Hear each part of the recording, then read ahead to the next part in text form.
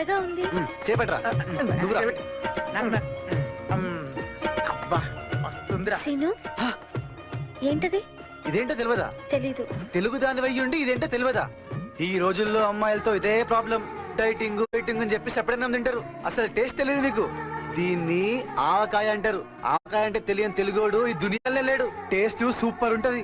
ఒక్కసారి తిను మళ్ళీ మళ్ళీ ఇమ్మంటావు. నాకు కొంచెం పెట్టవా? ఏం చేస్తున్నావు? ఇది తిన్నదనుకో కారం కారం ఏం కాదురా, చూడు, ఏం కాదురా.